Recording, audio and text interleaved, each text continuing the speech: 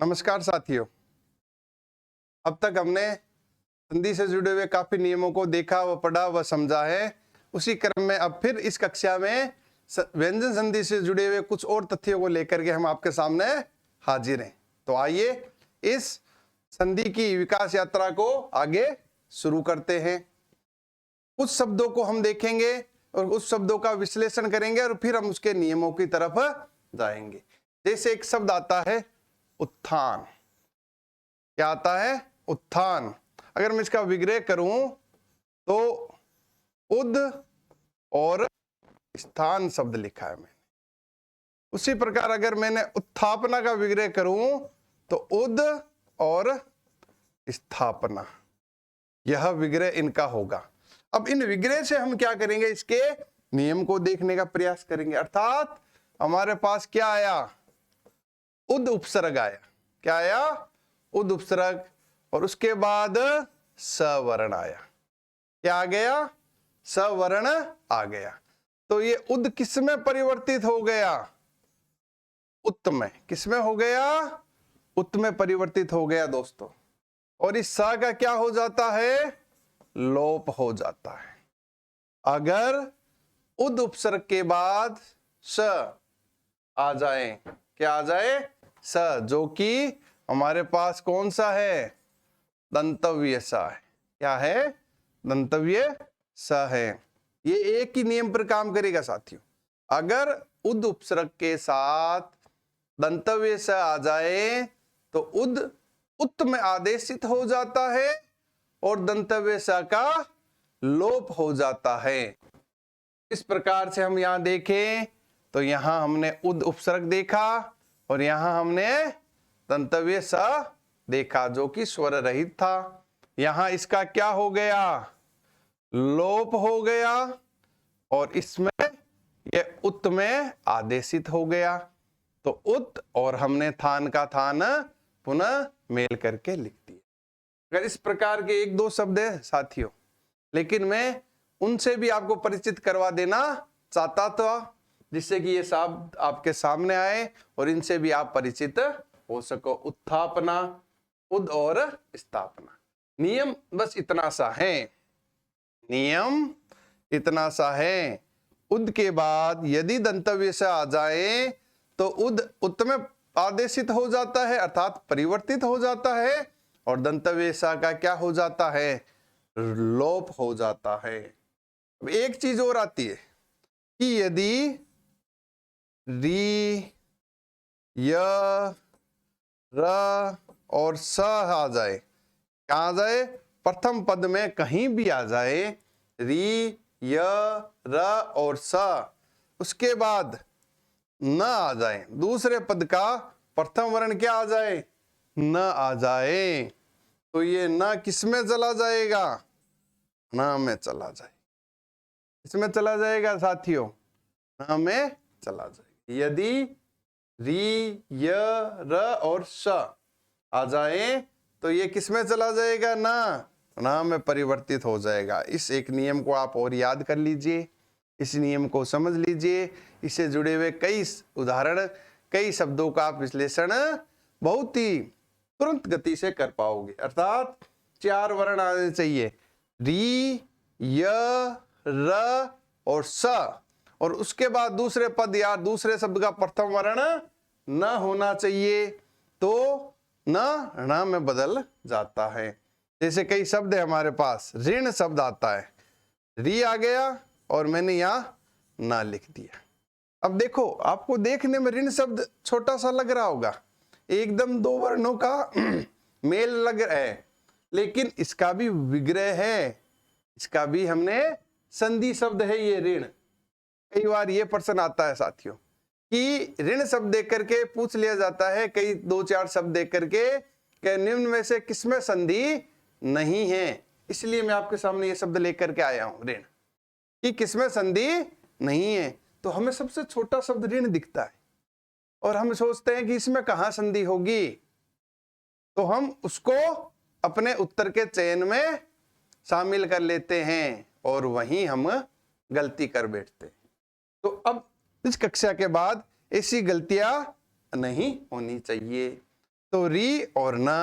री चूंकि यहाँ प्रथम पद का है, यहां अंतिम वर्ण की बात नहीं है साथियों, ये ध्यान रखना। यहां मैं अंतिम वर्ण की बात नहीं कर रहा हूं, किसी प्रथम शब्द का अंतिम वर्ण में चर्चा ही नहीं कर रहा हूं, वो हमने आगे पहले पढ़ा चुका हूं। यहां तो प्रथम पद में कहीं भी ये आ जाए, प्रथम पद में कहीं भी, आगे, बीच में, पीछे, जहां चाहे री, य, र और स आ जाए, और दूसरे पद का प्रथम वर्ण, दूसरे पद का क्या होना चाहिए? प्रथम वर्ण। तो यहां ना हो जाता है। तो यहां री है, चाहे अंतिम हो, चाहे मध्यम हो, चाहे प्रथम हो, कहीं हो री। यहां ना था तो री का रीक मैंने कर दिया, ना को ना में परिवर्तित कर दिया। क्लियर? ना को ना में परिवर्तित। इसी प्रकार परिणाम, कई बार पूछा जाता है यह शब्द, परि और नाम। अब यहां देखो साथियों, र है, र के बाद ई है और फिर न है। र तो पहले आया, बीच में आया है, फिर भी मैंने क्या कहा, शब्द में कहीं भी र आ जाए तो यह नियम वहां लागू होता है। तो र के अनुसार हमने इस ना को किसमें बदल दिया? परि का परि, ना को न, आ की मात्रा और म, परिणाम। इसके बाद आता है पूर्ण शब्द आता है। क्या आता है? पूर्ण, पूर और न। यहां क्या साथियों, र आया और यह न था तो न में बदला, और र चूंकि स्वर रहित था, जिसको हमने अपने वर्ण विचार में रेफ वर्ण में देखा था, शिरोरेखा से ऊपर लग गया, ये पूर्ण आया शब्द। उसी प्रकार निर्णय, निर और नय, निर और नय आया साथ समझ। एक शब्द मैं आपको और देता हूं साथियों, ध्यान देना आप शब्दों को। अनुष्ठान, प्रतिष्ठा और प्रतिष्ठान,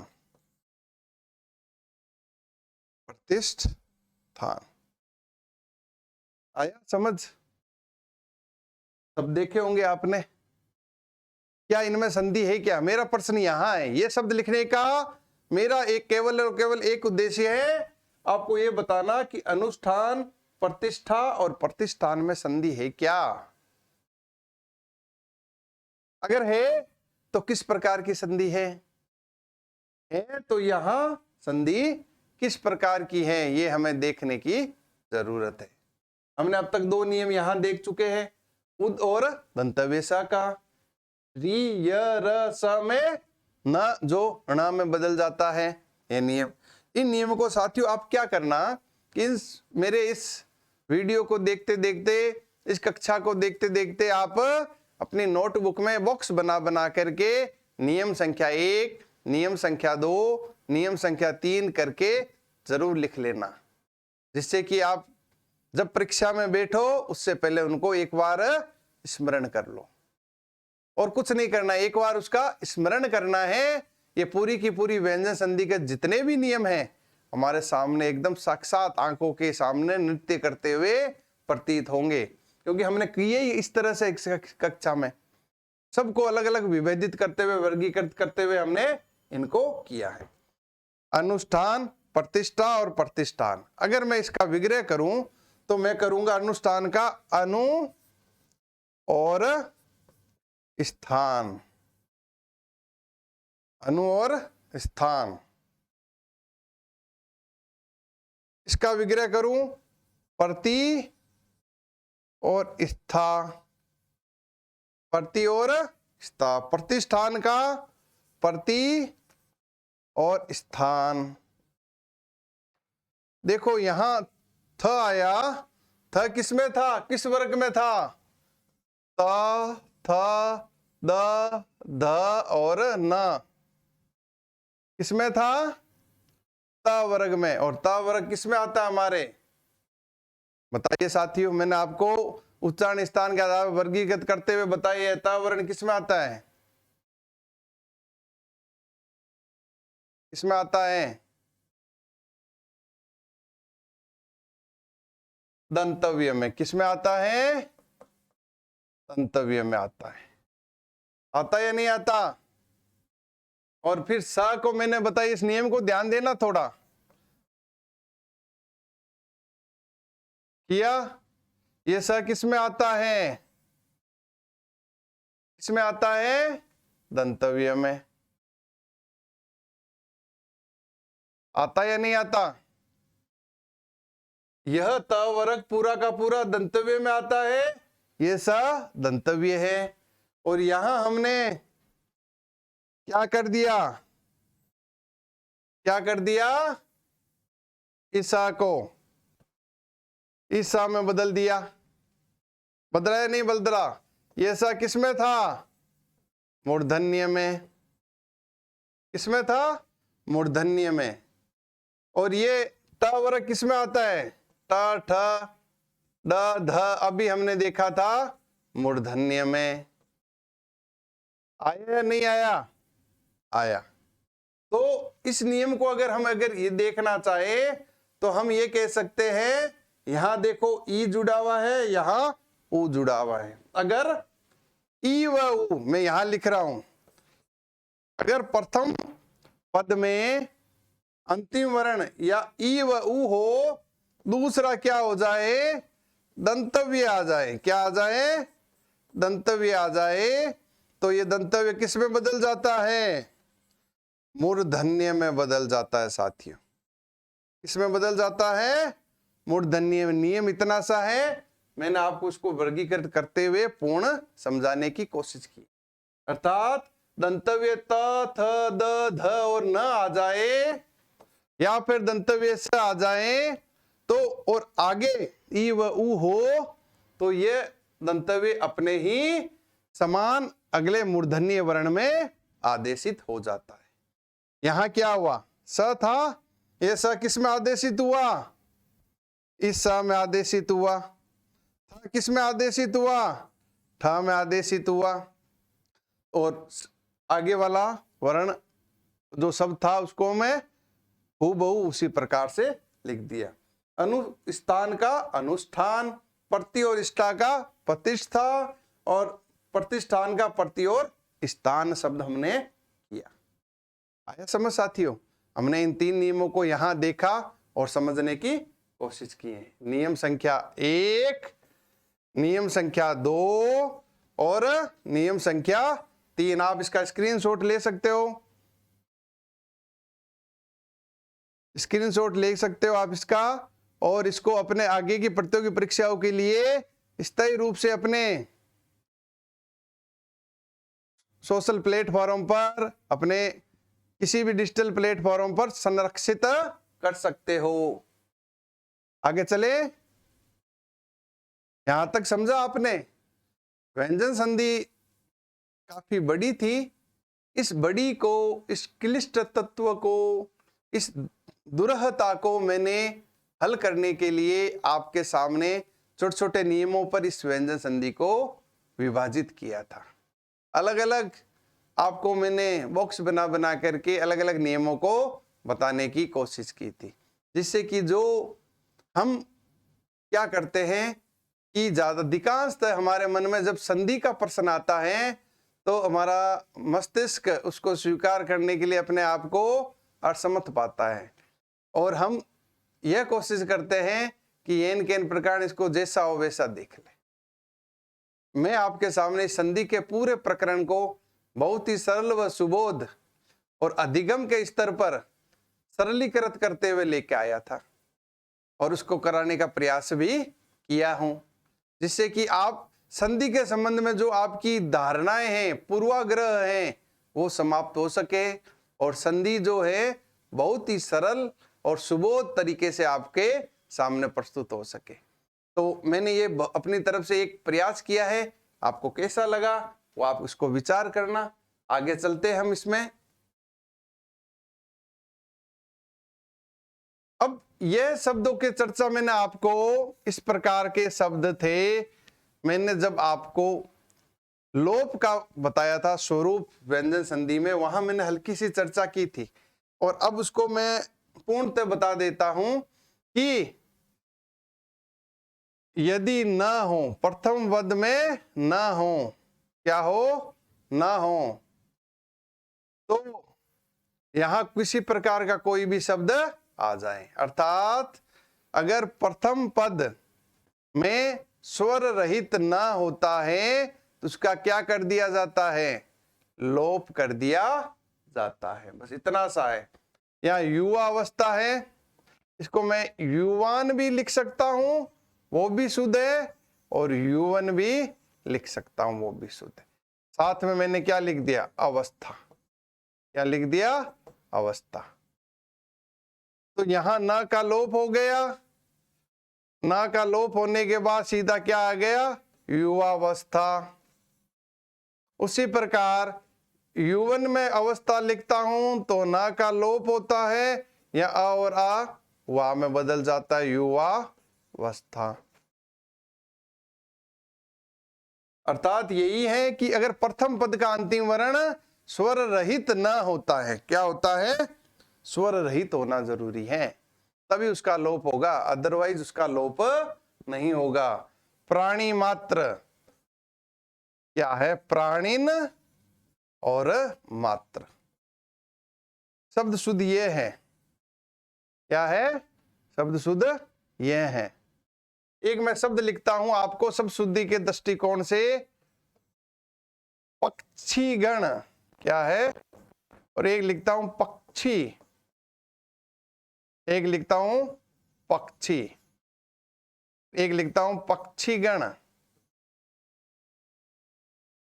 4 तरह के मैंने शब्द आपके सामने साथियों लिख दिए। एक देखिए, पक्षीगण, पक्षी, पक्षी और पक्षी। अब इसमें शुद्ध कौन से हैं, इसमें शुद्ध कौन से शब्द हैं? आप कहोगे सर यह शुद्ध है क्या? आप कहोगे यह शुद्ध हो सकता है, या फिर यह शुद्ध हो सकता है, या फिर यह शुद्ध हो सकता है, या फिर हम शब्द लिखते हैं प्राणी, प्राणी ऐसे भी लिखते हैं और प्राणी इस प्रकार भी लिखते हैं।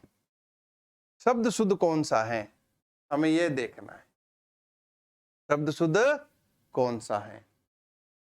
अब ध्यान रखना, अगर हम किसी शब्द को लिखते हैं कि अगर वो किसी समूह के साथ नहीं जुड़ा हुआ है, क्या है, ध्यान देना, यहाँ गण क्या है, समूह है, तो उसका अगर नहीं जुड़ा हुआ है तो उसका शुद्ध रूप होगा पक्षिन। क्या होगा, पक्षिन, यह शुद्ध रूप होता है। और फिर इसके साथ मैंने गण जोड़ दिया, क्या जोड़ दिया, गण जोड़ दिया, तो इस ना का लोप हो गया, क्या हो जाता है, ना का लोप हो जाता है, और फिर यह पक्षीगण शब्द बन जाता है। क्या बन जाता है, पक्षीगण शब्द बन जाता है। और अगर हम इसको केवल न के बिना लिखे तो इसमें दीर्घ मात्रा आती है, जैसे पक्षी। और अगर इसको हम संधि में मूल शब्द के साथ संयुक्त करें तो इस प्रकार का शब्द होगा, पक्षिन और गण, तो बनेगा पक्षीगण। अर्थात कोई भी पद, इसका नियम का अर्थ यह है, और इसको बतलाने का मेरा मूल मंतव्य यह है कि आपको यह बताना कि यह शब्द शुद्ध है अगर एक केवल शब्द आए, और यह अगर कहीं संधि होती है, उसके साथ कोई समूहवाचक शब्द जुड़ता है, तो हमें उस प्रकार से संधि करनी है, पक्षेन और गण। ना कर हटा दिया तो हमें क्या कर दिया, हमने पक्षी गण लिख दिया। यहां क्या हो गया, दीर्घ ई का लघुकरण, अर्थात ये लघु ई ह्रस्व ई में बदल गई, इतना ध्यान रखना। उसी प्रकार हम अलग अलग शब्द देखे, प्राणीन मात्र, ना का क्या हो गया, लोप हो गया। प्राणीन विज्ञान, प्राणी विज्ञान आता है ना अपना शब्द, एक विषय वस्तु के रूप में हम पढ़ते हैं, और अगर खाली प्राणी लिखूंगा तो मैं इस प्रकार से लिखूंगा, खाली प्राणी शब्द लिखूंगा तो इस प्रकार से लिखूंगा, और अगर संधि में करूंगा तो प्राणीन और विज्ञान, यहां दीर्घ ई का क्या हो गया, लघुकरण, ना का क्या हो गया, लोप हो गया, और विज्ञान हमने जोड़ दिया। ये मैं इतने अलग अलग करके विभक्त इसलिए बता रहा हूं कि आप सब शुद्धि को ध्यान में दे लो। सब शुद्धि भी आपके साथ ही साथ संधि से जुड़े हुए तथ्यों के साथ निरंतर गति से आगे बढ़ती रहे। और मूल नियम क्या था कि यदि प्रथम पद में कोई स्वर रहित ना होता है और उसके बाद कोई भी शब्द आ जाता है, उस ना का लोप हो जाता है। जैसे स्वामीन भक्त शब्द आता है, हम एक स्वामी तो इस प्रकार से लिखते हैं, शब्द शुद्ध है। अगर संधि में जाएंगे तो हम इस प्रकार से लिखेंगे, स्वामीन और भक्त, ना का क्या हो जाएगा, लोप हो जाएगा, और स्वामी भक्त शब्द हमारे सामने आएगा, जिसमें म क्या होगा, ऋस्व इसके साथ जुड़ा हुआ होगा। समझ आया साथियों कि हमने यह ना के लोप वाले कई उदाहरण देखे और शब्दों को शुद्ध करना देखा, समझा और सीखा है। एक आता है सन्यासिन, क्या शब्द आता है, यहां लिख देता हूं मैं, सन्यासिन, यह शब्द शुद्ध होता है। अगर हम संधि करेंगे, सन्यासिन गण, गण जोड़ेंगे या कोई और जोड़ेंगे शब्द, तो सन्यासिन इस प्रकार से लिखेंगे। और अगर केवल शब्द के दृष्टिकोण से है तो हम सन्यासी इसी प्रकार से भी लिख सकते हैं और सन्यासी इसी प्रकार से भी लिख सकते हैं। ये दोनों शब्द शुद्ध हैं। ये कुछ शब्द आते हैं, 5, 7, 10 तरीके के शब्द हैं, जिनमें क्या लगता है पीछे, ना जो स्वर रहित लगता है उसके अनुसार हम उसका विग्रह करते हैं या संधि पद में उसका मेल करते हैं। जैसे स्वामीन, प्राणीन, भक्तिन, प्राणी, युवान, सन्यासिन, इन शब्दों को हम पक्षिन को इस तरह से वर्गीकृत और विभाजित करते हैं, जो कि व्यंजन संधि में। अब एक शब्द आता है, शब्द लिखा हुआ है नीरस और दूरस। अगर मैं इसको करूं, निर और रस लिख सकता हूं। अगर इसको मैं करूं, दूर और रस लिख सकता हूं। वर्गीकरण शुद्ध हो गया। क्या हो गया, वर्गीकरण, विग्रह भी शुद्ध हो गया, और हमने इसको मुना संधि पद में भी लिखा। लेकिन अब इसमें क्या है, ये नीर और दूर, ये दोनों उपसर्ग है। क्या है, उपसर्ग है। अगर निर और दुर उपसर्ग के बाद दूसरे वर्ण का प्रथम वर्ण, दूसरे शब्द का प्रथम वर्ण यदि र होता है, यदि र होता है, तो र जो प्रथम शब्द का अंतिम वर्ण था उस उपसर्ग में उसका लोप हो जाता है, और ऋस्व स्वर का क्या हो जाता है, वो दीर्घ बन जाता है। जहाँ ही छोटा था, ये ई किस में बदल जाएगा, दीर्घ में, और र का क्या हो गया, लोप, और रस का रस मैंने लिख दिया। इसी प्रकार दू जो ऋस्व था उसको हमने दीर्घ कर दिया और रस का रस कर दिया। आया समझ। अर्थात निर और दुर उपसर्ग के बाद दूसरे पद का प्रथम वर्ण यदि र हो तो प्रथम शब्द का अंतिम वर्ण जो कि स्वर रहित र होता है उसका लोप हो जाता है, और ह्रस्व स्वर का दीर्घ में परिवर्तन हो जाता है। यह नियम हमारे सामने से आता है। साथियों, ये नियम की इससे जुड़ा हुआ ये नियम है, ये र कैसे परिवर्तित हुआ, दीर्घीकरण कैसे हुआ, इसका और विस्तृत रूप से अध्ययन हम जब स्वर संधि के कुछ और नियम, व्यंजन संधि के कुछ नियमों को हमने जो किया था, इससे जुड़े हुए कुछ तथ्य हमें विसर्ग में भी मिलते हैं, वहां भी हम इसकी एक चर्चा और करेंगे, उस नियम के साथ जोड़ करके देखेंगे कि यह परिवर्तन कैसे हो रहा है, विसर्ग के साथ इसका क्या लगाव है। आपको मैं एक छोटा सा हिंट यही देता हूं, इस शब्द का विसर्ग के साथ हल्का सा कुछ लगाव भी है, और उस लगाव की जो पटाक्षेप करेंगे वो हम इसका विसर्ग संधि के अंतर्गत पूर्ण रूप से करके रहेंगे। यहां तक हमने देखा संधि से जुड़े हुए तथ्यों को जो कि व्यंजन संधि के अंतर्गत थे। अलग अलग तरीके से हमने उसकी नियमावली के अंतर्गत देखा, उसका विभाजन किया। अब तक हमने व्यंजन संधि का अधिकांश भाग कर लिया है। अब इसको एक बार इन व्यंजन संधि से जुड़ी हुई, स्वर संधि से जुड़ी हुई कक्षाओं को आप एक बार और देखें। जो नए साथी आए हैं वह पीछे वाली कक्षाओं को भी देखें, तो आप इसको बहुत भली भांति समझ पाओगे। अब आगे हम जो टॉपिक करने जा रहे हैं, जो प्रकरण करने जा रहे हैं, संधि का जो तीसरा भेद है, वो हम अपनी अगली कक्षाओं में करेंगे। आप उस समय भी हमारे साथ अपना साथ बनाए रखना और अपने ज्ञान की आकांक्षा को और ज्ञान की तृष्णा को अपने साथ रखते हुए अपनी ज्ञान की गंगा को निरंतर प्रवाहित करना, जिससे कि हम अपनी प्रतियोगी परीक्षाओं की तैयारी को और अधिक नया आयाम, नया मुकाम प्रदान कर सके। सारथी सक्सेस सेंटर आपके इस मुकाम में सारथी बन करके आपके साथ खड़ा है, आपका हमसफर बन करके आपके साथ चल रहा है। आप अपना साथ इसी प्रकार, इसी निष्ठा के साथ बनाए रखें। और इसका अगर स्क्रीनशॉट लेना है तो आप स्क्रीनशॉट इसका ले सकते हो।